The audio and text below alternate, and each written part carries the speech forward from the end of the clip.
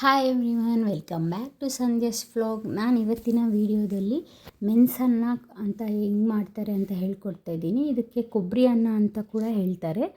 ನಾನು ಅದಕ್ಕೆ ಸ್ವಲ್ಪ ಡಿಫ್ರೆಂಟಾಗಿ ಮಾಡಿದ್ದೀನಿ. ಹೇಗೆ ಮಾಡ್ತೀನಿ ಅಂತ ನೋಡಿಸ್ತೀನಿ. ನಾನು ಇದಕ್ಕೆ ಮೊದಲು ಒಂದು ಪ್ಯಾನ್ ಇಟ್ಕೊಂಡು ಅದಕ್ಕೆ ಸ್ವಲ್ಪ ಎಣ್ಣೆ ಹಾಕ್ಕೊಂಡಿದ್ದೀನಿ. ಆ ಎಣ್ಣೆ ಕಾಯ್ದ ಮೇಲೆ ಅದಕ್ಕೆ ಸಾಸಿವೆ, ಕಡಲೆಬೇಳೆ, ಉದ್ದಿನಬೇಳೆ ಎಲ್ಲ ಸಾಸಿವೆ ಚಿಟಪಟ ಅನ್ನೋವಾಗ ಕಡಲೆಬೇಳೆ ಅದು ಸ್ವಲ್ಪ ಫ್ರೈ ಆಗಿದೆ ಅನ್ನೋವಾಗ ಉದ್ದಿನಬೇಳೆ ಹಾಕ್ಕೊತೀನಿ. ಅದು ಹಾಕ್ಕೊಂಡ್ಮೇಲೆ ಇದಕ್ಕೆ ನಾನೇನಪ್ಪ ಅಂತಂದರೆ ಎಕ್ಸ್ಟ್ರಾ ಆನಿಯನ್ಸ್ನ ಆ್ಯಡ್ ಮಾಡಿದ್ದೀನಿ. ಇದಕ್ಕೆ ಆನಿಯನ್ಸ್ ಹಾಕ್ಕೊಳ್ಳೋದ್ರಿಂದ ಏನಕ್ಕೆ ಹಾಕ್ಕೊಂಡಿದ್ದೀನಿ ಅಂತಂದರೆ ಫಸ್ಟ್ ಬಂದು ಗೊಜ್ಜು ಸ್ವಲ್ಪ ಜಾಸ್ತಿ ಆಗುತ್ತೆ ಮತ್ತು ಟೇಸ್ಟ್ ಕೂಡ ಅಷ್ಟೇ ಕೊಡುತ್ತೆ ಆನಿಯನ್ಸ್ ಹಾಕೋದ್ರಿಂದ. ತುಂಬ ಜನ ಆನಿಯನ್ಸ್ ಹಾಕಲ್ಲ, ಬಟ್ ಇದಕ್ಕೆ ಆನಿಯನ್ಸ್ ಹಾಕಿದಷ್ಟು ಟೇಸ್ಟ್ ಚೆನ್ನಾಗಿ ಕೊಡುತ್ತೆ ಅಂತ ನಾನು ಹಾಕ್ತೀನಿ.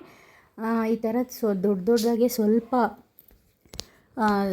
ದಪ್ಪ ಅಂದರೆ ಉದ್ದುದ್ದ ಹಚ್ಕೋಬೇಕು. ನಾವು ಉಪ್ಪಿಟ್ಟಿಗೆಲ್ಲ ಯಾವ ರೀತಿ ಹಚ್ಕೊತೀವಿ ಆ ರೀತಿ. ಮತ್ತು ಒಣಮೆಣ್ಸಿನ್ಕಾಯಿ ಕೂಡ ಅಷ್ಟೇ, ತುಂಬ ಇದೆ ಹಾಕ್ಕೋಬಾರ್ದು. ಯಾಕಂದರೆ ನಾವು ಮೆಣಸು ಜೀರಿಗೆ ಪುಡಿ ಕೂಡ ಹಾಕೋದ್ರಿಂದ ಅದು ಕೂಡ ಖಾರನೇ ಇರುತ್ತೆ.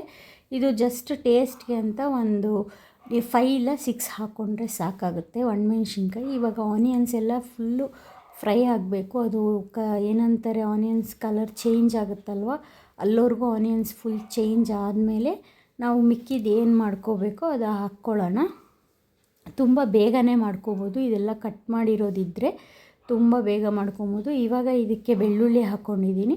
ಬೆಳ್ಳುಳ್ಳಿ ಕೂಡ ಸ್ವಲ್ಪ ಜಾಸ್ತಿನೇ ಹಾಕ್ಕೊಬೇಕು, ಟೇಸ್ಟ್ ಚೆನ್ನಾಗಿರುತ್ತೆ ಮೆಣಸನ್ನಾಗಿ ಬೆಳ್ಳುಳ್ಳಿ ಹಾಕಿದ್ರೆ.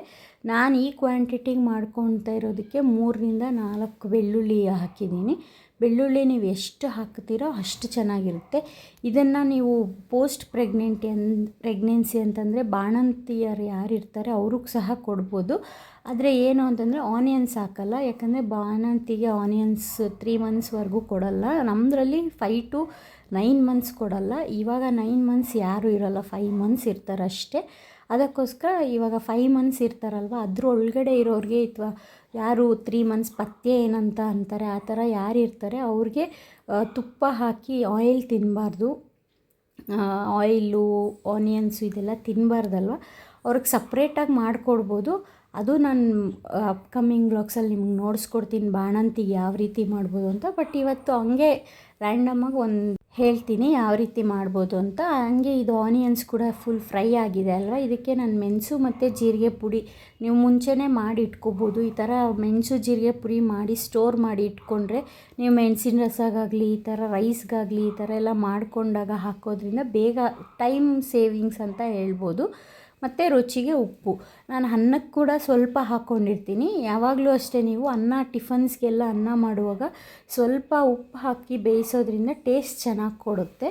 ಮತ್ತು ಕರಿಬೇವು, ಕೊತ್ತಂಬರಿ ಇದಿಷ್ಟು ಹಾಕ್ಕೊಂಡು ನೀವು ಬೇಕಿದ್ದರೆ ಗೋಡಂಬಿ ಸಹ ಆ್ಯಡ್ ಮಾಡ್ಕೋಬೋದು. ಬಟ್ ನಾನೇನು ಗೋಡಂಬಿ ಹಾಕಿಲ್ಲ ಇದಕ್ಕೆ. ಹಸಿ ಕೊಬ್ಬರಿ ಇದಿಷ್ಟು ಹಾಕ್ಕೊಂಡು ಒಂದು 5 ಮಿನಿಟ್ಸು ಸಿಮ್ಮಲ್ಲಿ ಇದನ್ನು ಮಿಕ್ಸ್ ಮಾಡ್ಕೊಂಡು ಚೆನ್ನಾಗಿ ಇಟ್ಕೋಬೇಕು. ಹಾಗೆ ಈಗ ಬಾಣಂತಿಗೆ ಹೇಗೆ ಮಾಡೋದು ಅಂತ ಹೇಳ್ತೀನಿ. ತುಪ್ಪ ಹಾಕಿ ಸಾಸಿವೆ ಮತ್ತು ಕಡಲೆಬೇಳೆ, ಉದ್ದಿನಬೇಳೆ ನಮ್ಮದ್ರಲ್ಲಿ ಕೊಡಲ್ಲ. 1.5 ಮಂತ್ ಕಡಲೆಬೇಳೆ ಉದ್ದಿನಬೇಳೆ ಎಲ್ಲ ಕೊಡಲ್ಲ ಅಂತಾರೆ. ಅದಕ್ಕೋಸ್ಕರ ಜಸ್ಟ್ ತುಪ್ಪ ಹಾಕಿಬಿಟ್ಟು ಬೆಳ್ಳುಳ್ಳಿ ತುಂಬಾ ಹಾಕಿ, ಎಷ್ಟು ಹಾಕಿದ್ರೆ ಅಷ್ಟು ಒಳ್ಳೆಯದು ಬಾಣಂತಿಗೆ.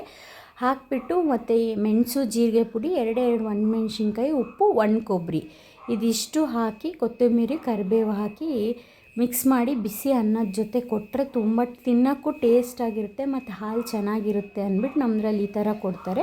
ಅದನ್ನು ನಾವು ಮಾಮೂಲಾಗಿ ತಿನ್ನೋರು ಈ ಥರ ಮಾಡ್ಕೋತೀವಿ. ಬಾಣಂತಿಗಾದರೆ ಆ ರೀತಿ ಮಾಡೋದ್ರಿಂದ ಟೇಸ್ಟ್ ಕೂಡ ಚೆನ್ನಾಗಿರುತ್ತೆ. ಬಾಣಂತಿಯವ್ರಿಗೂ ಹಾಲು ಆಗುತ್ತೆ, ಟಿಫನ್ಸ್ ಕೂಡ ತಿನ್ನೋ ಥರ ಇರುತ್ತೆ ಅಂತ ಮಾಡ್ಕೋಬೋದು. ಈಗ ಗೊಜ್ಜೆಲ್ಲ ರೆಡಿ ಆಗಿದೆ. ಅದೇ ರೀತಿ ನಾವು ಮುಂಚೆನೇ ಅನ್ನ ಮಾಡ್ಕೊಂಡಿರ್ತೀವಲ್ವ, ಟಿಫನ್ಸ್ಗೆಲ್ಲ ಸ್ವಲ್ಪ ಅನ್ನ ಬಿಡಿಯಾಗೆ ಮಾಡ್ಕೊಂಡಿರಬೇಕು.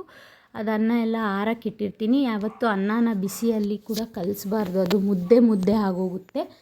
ಇದನ್ನೆಲ್ಲ ಆರಾಕ್ಬಿಟ್ಟು ಒಂದು 5 ಮಿನಿಟ್ಸ್ ಹಾಗೆ ಆರಿದ್ಮೇಲೆ ಕ್ಲೀನಾಗಿ ಬೆರೆಸ್ಕೊಂಡ್ರೆ ತಿನ್ನೋಕ್ಕೆ ಕೂಡ ಅಷ್ಟೇ ಟೇಸ್ಟಾಗಿರುತ್ತೆ ಮತ್ತು ಈಸಿ ಕೂಡ ಮಾಡ್ಕೋಬೋದು. ಇದನ್ನು ನೀವು ಬೆಳ್ಳುಳ್ಳಿ ಬಿಡಿಸ್ಕೊಂಡು ಮತ್ತು ಕೊಬ್ಬರಿ ಎಲ್ಲ ನೈಟ್ ತುರಿದಿಟ್ಕೊಂಡಿದ್ರೆ ಒಂದು 5 to 10 ಮಿನಿಟ್ಸ್ ಮ್ಯಾಕ್ಸಿಮಮ್ಮಲ್ಲಿ ಗೊಜ್ಜು ರೆಡಿ ಮಾಡ್ಕೋಬೋದು. ರೈಸ್ ಇಟ್ಬಿಟ್ಟು ನೀವು ಬೇರೆ ಕೆಲಸ ಮಾಡ್ಕೊಳ್ಳೋಷ್ಟರಲ್ಲಿ ಟಿಫನ್ ರೆಡಿ ಆಗೋಗುತ್ತೆ.